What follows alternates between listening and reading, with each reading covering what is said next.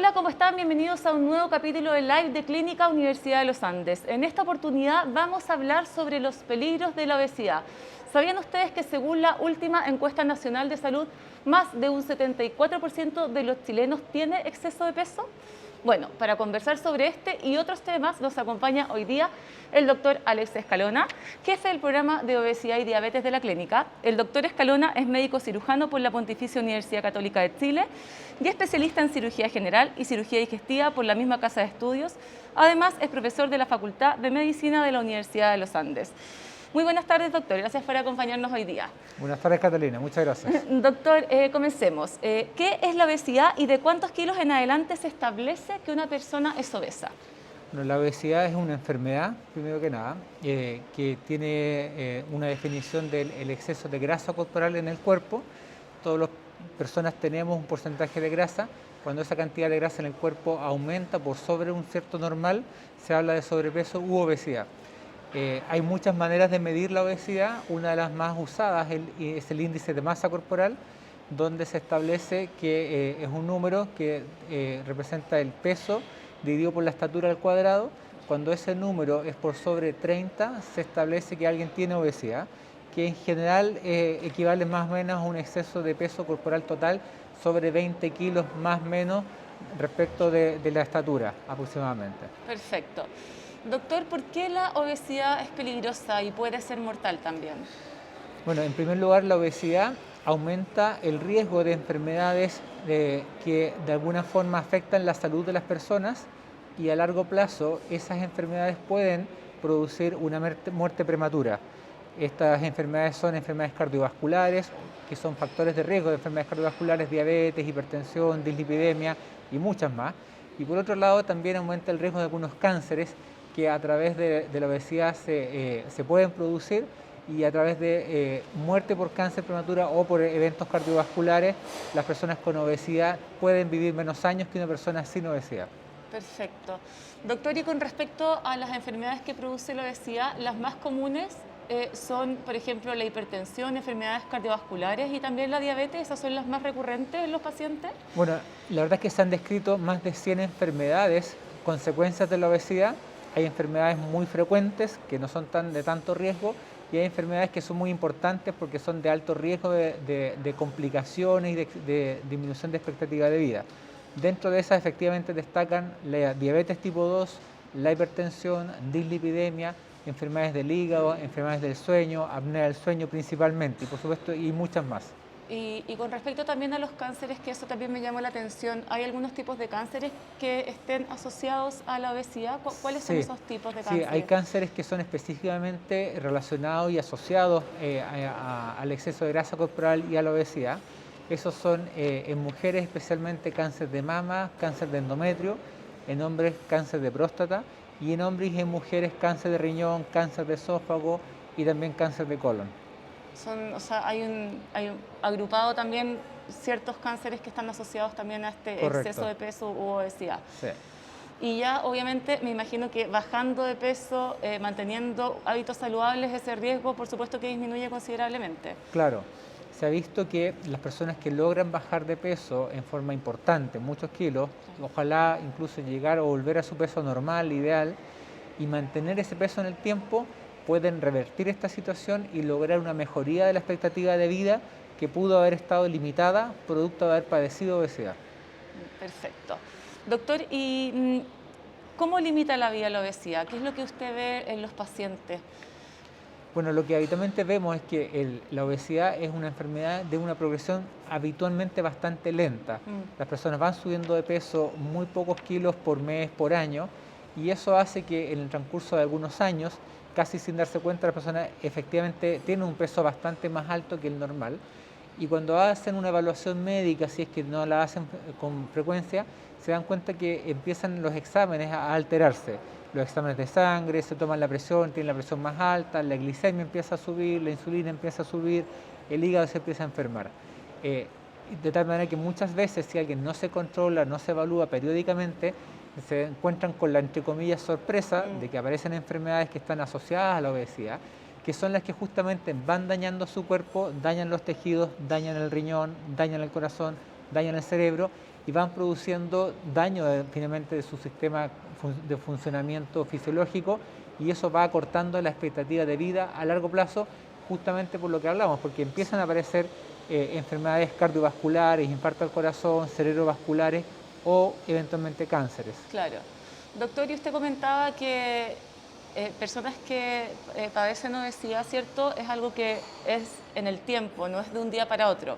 Correcto. Entonces, en ese contexto, quizá niños o adolescentes que pudiesen tener un sobrepeso en el futuro, ¿podrían ser personas con obesidad? Claro, en general hay muchos estudios de cohorte que siguen personas con distintos grados de exceso de peso en el tiempo por muchos años, y lo que vemos es que, y lo que está descrito es que en la medida que alguien tiene ya sobrepeso, si no hay ningún tratamiento, si no hay alguna alternativa de bajar de peso, la historia natural de alguien con sobrepeso es seguir subiendo de peso. Y mientras más alto es el peso, la progresión del peso en el tiempo es más rápida. De manera que alguien que tiene exceso de peso de pocos kilos sigue subiendo, pero no tan rápido como alguien que tiene muchos kilos de exceso de peso, que progresa y sube incluso 4 kilos o 5 kilos por año, claro, en la medida que van pasando los años. Entonces, efectivamente es una forma progresiva que normalmente sigue avanzando en el transcurso de la vida, y si esto parte muy precozmente en la vida de alguien, en la infancia o en la adolescencia, ciertamente son las personas que con mayor riesgo van a tener obesidad en la adultez y mucha más riesgo de desarrollar enfermedades cardiovasculares o cánceres asociados a la obesidad. Claro, y en ese sentido también la importancia de actuar a tiempo, o sea, si los padres ven a su hijo, niño o adolescente que ya está presentando un sobrepeso, ojalá actuar a tiempo con hábitos saludables que en el fondo permitan mantener a raya su peso. Correcto, exactamente. Doctor, ¿y cuál es la diferencia entre sobrepeso u obesidad? ¿Cómo se distingue una de la otra? La verdad es que es un continuo desde que empieza a aumentar el exceso la grasa corporal en exceso, hasta pasando por sobrepeso y llegando a obesidad.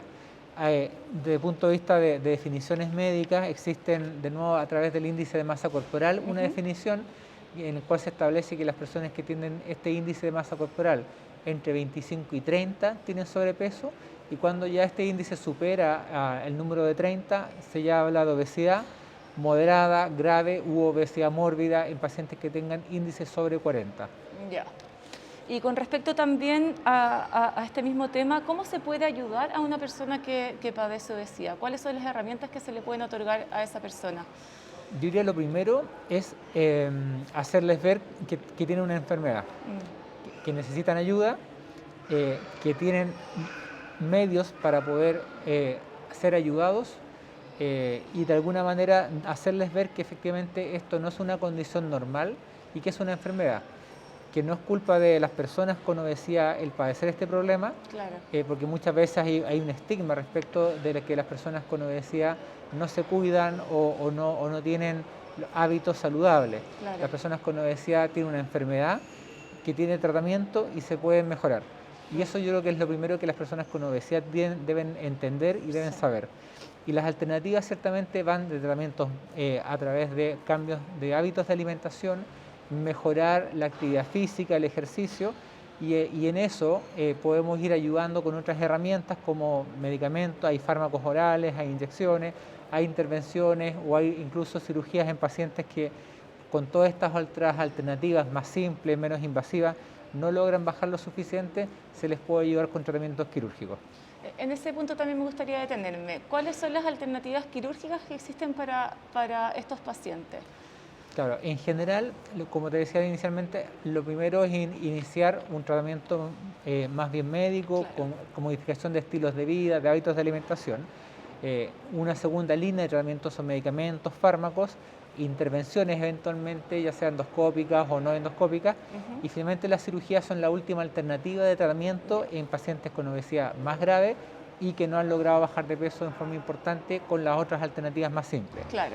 De cirugías hay muchas alternativas descritas en general, sin embargo en todo el mundo son dos las operaciones que más se realizan y tienen muchos más estudios respecto de los beneficios y los riesgos a largo plazo, y esos son el bypass gástrico y la gastrectomía en manga. Perfecto. ¿Y en qué consiste cada una de ellas, doctor? La gastrectomía en manga, que es hoy día la operación más realizada en Chile y prácticamente en todo el mundo, consiste en la extracción de un segmento grande de estómago. Se achica el tamaño del estómago, el volumen gástrico al menos unas 10 veces incluso, y eso hace que la capacidad de ingesta alimentaria se vea reducida de forma muy importante. Ya. El bypass gástrico consiste en una reducción también del tamaño del estómago aún mayor que en gastrectomía en manga, y adicionalmente el bypass gástrico consiste en la unión entre este estómago muy pequeño a un segmento de intestino más lejos, que agrega un componente de menos absorción de calorías en pacientes que se hayan sometido a esta cirugía. ¿Y ambas cirugías, doctor, tienen alguna contraindicación o algún límite con respecto a la edad o alguna condición del paciente, o no necesariamente es así? Sí, en general se recomienda en pacientes que tengan entre 18 a 65 años. Por supuesto hay experiencia en adolescentes y mayores de 65 años, pero es más limitada, y en general siempre se recomienda que estas indicaciones o recomendaciones sean basadas en evaluaciones de equipo multidisciplinario compuesto por cirujanos, nutriólogos, diabetólogos, nutricionistas, psicólogos y psiquiatras, que evalúan en fondo a través de un equipo a un paciente, entendiendo básicamente cuál es la gravedad de la enfermedad de un paciente, lo que se ha hecho, qué ha intentado hacer, ayudar a mejorar todo lo que se puede intentar hacer antes de una cirugía. Claro. Y si eso no es posible, ayudarles con una posibilidad de una cirugía. El procedimiento. Y por otro lado también es muy importante entender cuáles son las razones por las cuales cada paciente finalmente sube de peso y no logra bajar de peso, porque es necesario revisar sus conductas alimentarias especialmente y ayudarle a modificar esas conductas que permitan no solamente que baje en forma adecuada en el tiempo con una cirugía eventualmente, sino que logre mantener y sostener esos cambios en el tiempo para poder mantener esa baja de peso. Claro, y también el éxito de la cirugía, además obviamente del proceso y el procedimiento que por supuesto que ayuda, también está todo este equipo multidisciplinario que usted comenta para acompañar al paciente y que también logre los resultados que se esperan. Claro, así es. El programa, me imagino, bueno, me gustaría que comentara un poquito eso también. Yo sé que lo acaba de comentar, que hay psicólogos, hay psiquiatras, hay nutricionistas, nutriólogos, pero que nos cuente un poquito de las implicancias que tiene el programa de obesidad y diabetes y la importancia de este trabajo multidisciplinario para los pacientes. Claro, acá en la clínica, desde hace ya que empezamos con nuestro programa de obesidad y diabetes, establecimos un modelo de trabajo multidisciplinario en el cual todos los pacientes que necesitan bajar de peso en forma importante por obesidad son evaluados por un equipo multidisciplinario que lo constituimos cirujanos, nutriólogos, diabetólogos y psiquiatras en una primera instancia, junto con nutricionistas. Luego de esta evaluación, los pacientes los discutimos en una reunión de equipo multidisciplinario individualmente, donde establecemos en el fondo en equipo cuáles son la gravedad del problema de cada paciente, cuáles son las implicancias en su salud, las razones por las cuales está en esto, qué tratamiento ya ha hecho previamente, y evaluamos cuáles son las mejores alternativas para cada paciente en forma particular. Esas alternativas van de tratamientos médicos, farmacológicos, intervenciones y eventualmente cirugías en pacientes más enfermos con mayores problemas médicos asociados a su obesidad. Perfecto. Doctor, y retomando el tema también de la cirugía y los procedimientos quirúrgicos, ¿existe alguna segunda oportunidad, por ejemplo, para algunos pacientes que luego de una intervención quirúrgica volvieron a subir de peso? Sí, bueno, siempre existen alternativas y oportunidades para los pacientes, porque ciertamente esto es una enfermedad crónica, compleja, difícil de tratar fácilmente con pocas opciones o con pocos tratamientos. Y existen ciertamente alternativas de pacientes que hayan bajado de peso y hayan nuevamente recuperado peso, ya sea parcialmente o todo el peso que hayan bajado en algún otro tratamiento previo. Siempre y especialmente en esas condiciones es muy importante esta evaluación en equipo, porque tenemos que entender cuáles son los procesos que el paciente ya ha tenido, qué aprendizajes ha habido en ese proceso y cuáles son los problemas que no han sido solucionados previamente, para identificarlos por un lado, mostrárselos al paciente y ayudarle a ir viendo qué cosas faltan que corregir respecto de sus hábitos y sus conductas, especialmente alimentarias. De todas maneras.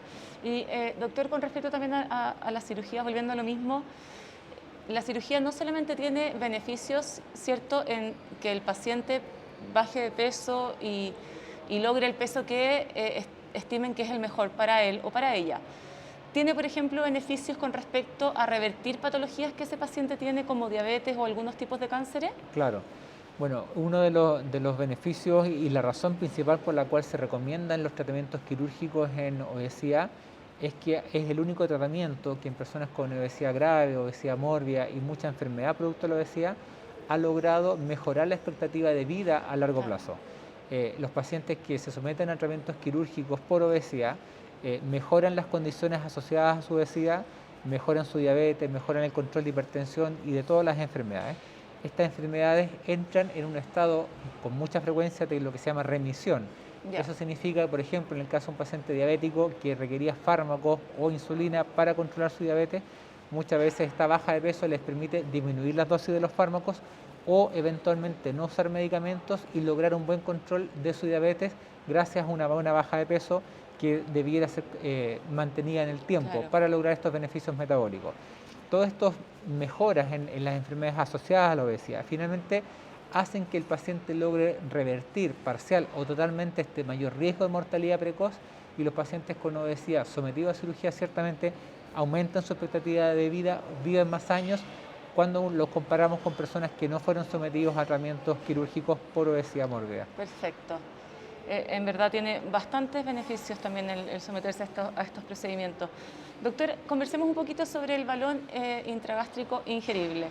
Cuéntenos, por favor, en qué consiste y para quiénes está indicado. Claro. Bueno, los balones gástricos en general existen en el mundo del tratamiento de la obesidad desde hace más o menos 15 o 20 años. Desde el principio, los balones gástricos debieron, porque su tecnología fue desarrollada de esa manera, ser instalados a través de una endoscopía en pabellón usando anestesia general, y al cabo de un tiempo, entre 6 meses a un año, estos balones debieran ser retirados a través de una endoscopía. Hace algunos años atrás ya se desarrolló una tecnología diferente que permite hacer el mismo proceso a través de un procedimiento mucho más simple, a través de lo que se llaman los balones ingeribles. En Chile tenemos disponible desde hace un poco más de 2 años un balón que tiene un nombre que se llama Allurion. Este balón puede ser instalado en el estómago a través de un procedimiento que es ambulatorio, que no requiere anestesia, sin pabellones, sin endoscopía, solamente tragando una cápsula de aproximadamente 2 a 3 centímetros con agua, despierto en un procedimiento que dura no más de 20 a 30 minutos. Y la otra característica de esta tecnología es que este balón puede ser eliminado en forma espontánea sin necesidad de hacer procedimiento. Perfecto. Esto se produce en forma espontánea aproximadamente a las 16 semanas de hecho el procedimiento de instalar este balón. Este balón tiene una válvula que se abre espontáneamente a las 16 semanas. Eso hace que el balón se desinfle, pierde el líquido, se colapsa, y a través de este colapso migra del estómago al intestino, viaja por todo el intestino y se eliminan las deposiciones de los pacientes. Perfecto. ¿Y para quiénes está indicado? ¿Tiene algunas características, por ejemplo, en rango de edad o personas que tienen que bajar entre tanto y tantos kilos de peso? Claro. En general se recomiendan pacientes con sobrepeso importante, índice de masa sobre 27, sobre 28 y obesidad más bien leve, índice de masa corporal bajo 35 en general. Perfecto. ¿Por qué? Porque las bajas de peso son más discretas cuando las comparamos con las bajas de peso que tienen los pacientes con cirugía. En general, lo descrito en estudios y lo que hemos visto en nuestra experiencia es que los pacientes bajan más o menos el 10 a 15% del peso total durante el periodo de 4 meses de tratamiento con esta tecnología de balón ingerible. Ahora, lo que es bien importante es que cuando hablamos de obesidad, que es una enfermedad crónica de largo plazo, hacemos tratamientos que son a veces de corto plazo. Tenemos que buscar estrategias que permitan que este tratamiento de corto plazo tenga efectos a largo plazo, y eso tiene que ver con la modificación de los hábitos y de las conductas de los pacientes.